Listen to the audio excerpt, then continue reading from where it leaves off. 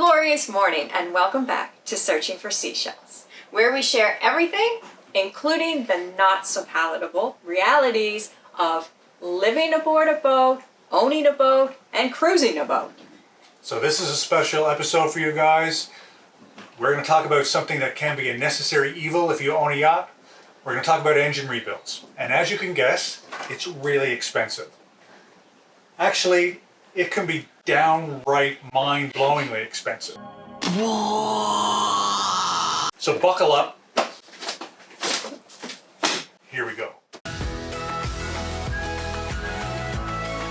I'm Cindy, and this is Shel. We sold everything and set off on an adventure, living and cruising on a boat named C-Shel. Click, subscribe, and sit back as we show you that it's possible for all of us to live an extraordinary life. If you've missed the last episodes or are new to the channel, last year we took the boat over to the Bahamas where we suffered a starboard engine problem. That engine, or both engines, are 3208 Caterpillars with 375 horsepower, turboed and aftercooled, and at approximately 3,000 hours. So we came back from the Bahamas to Florida on one engine. We put the boat in River Forest Yachting Center for them to repair the issue while we flew back to Canada. So we all thought it was a head gasket problem, but when we tore it down, there was 2 cylinders that weren't firing, found rust on 3 cylinders, and a pitted block surface due to head bolts and a smaller aftercooler leak seeping into the heads. Of course, the head gasket was blown across all cylinders on that side. So the engine had to be rebuilt. For those of you who don't know, an engine rebuild requires the complete disassembly of the engine, tear it down, clean it up, inspect it, and then replace things that are necessary to be replaced. Now let's look at the invoice. Are you ready for this? So that big stack I had laid there wasn't the invoice. It's only a few pages long. So the grand total is, drum roll, $66,000 US dollars. So converted over to Canadian dollars, which were Canadian, Yeah. that's a whopping $92,000. So close to $100,000 that we really didn't prepare for. You know what this is? It's the world's smallest violin. So exactly what did we get for our money? Let's take a look. Yeah, so I got to look at the invoice here because it's detailed to look at, so I can just read it off here. So first of all, we had to disassemble the engine and remove it from the boat to deliver to the machine shop. So surprisingly, that went out the side door with the rail down, which I didn't think was possible, as I mentioned before in a previous video. Yeah. So we got a reman short block, which included a new oil pump, head bolt set, reman heads with new valves, guides, springs, and valve locks. We also got new connecting rod nuts, rod bearings, main bearings, front and rear seals installed. The short block assembly was done by BS Machine Shop. All that work that BS Machine Shop did was about 26% of the total invoice. Additionally, we got a reman injection pump, injectors, and an aftercooler. Then we move on to the installation of the engine, which include painting the parts, maneuvering the engine back into the boat, new hoses and clamps, aligning the engine and the drivetrain, and doing a thorough sea trial of the vessel. As you can imagine, it's not a one-man job, so you're paying for multiple people to do this. Also included is some work to the port engine as well. We had removal and replacement of the aftercooler on that side as preventative maintenance. We don't want anything that happened on this side to happen on the other side. We re-hosed the entire engine, so everything has brand new hoses, and we even got the heat exchanger ultrasonically cleaned and pressure tested. So that engine is good to go. So can people do it for cheaper than what we paid, do you think?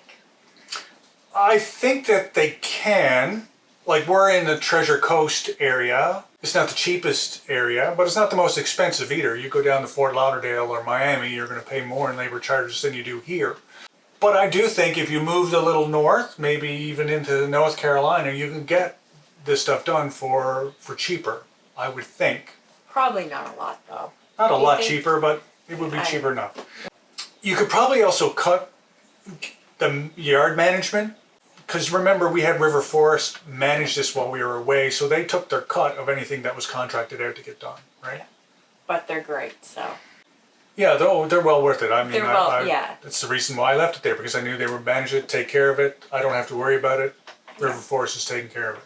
So if your engine is a sleeved diesel engine, which the 3208s are not, so that means that there's a sleeve in the cylinder so that you can actually just replace the sleeve instead of boring out the cylinder. Yeah. You could probably do that one, rebuild that in place. So you're not paying for the full disassembly and removal of the engine sent to a machine shop. I think most of the work can be done inside in the boat. So that's going to save money there. Also, at that point, if you're really handy and mechanically inclined, you can probably rebuild it yourself. If you have the time. If you have the time, and if you're, retired and not doing anything that makes money, because then you'd have to weigh, is my time taken away from me making money to rebuild an engine? Yeah. Is that worth it, right? And for me, it wasn't. So No. I'd rather have somebody else do it, because I'm going to take double as long or longer to do it than somebody else. And you can't lose your job. And I can't lose my job He cannot over it, lose his because job. I'm going to take a 3-month vacation to rebuild my engine.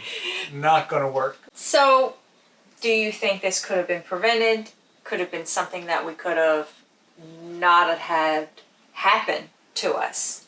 Or what do you think? That's a tough call to make. Hindsight, of course, is 2020. I think if I had my time back, knowing what I know now, I would have replaced the head gaskets on both engines and the head bolts on both engines, and whatever we revealed at that point when we took the heads off, get that fixed at the point we purchased the boat, because there was no records of it being done in the history of the records of the vessels. So my advice to people with a 3208 with no records of head gasket being replaced is to replace your head gaskets and your head bolts.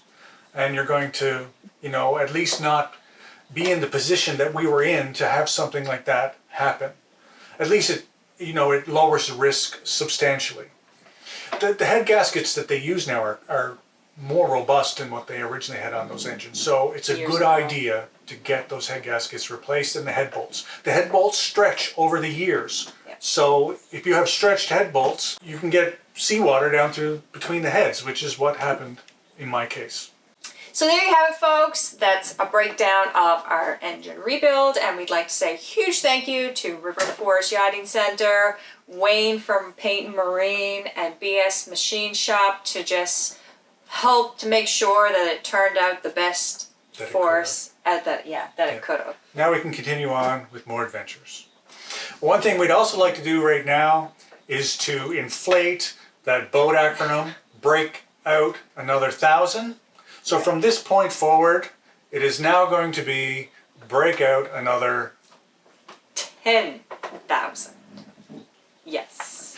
Now the question does remain though, are we going to get 10 times more fun and adventures out of the boat going forward this season? If we have anything major happen this season, we're toast. We're done.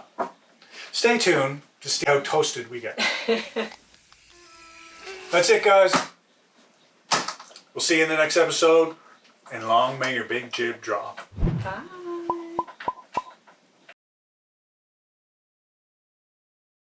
Where we share the realities. Oh.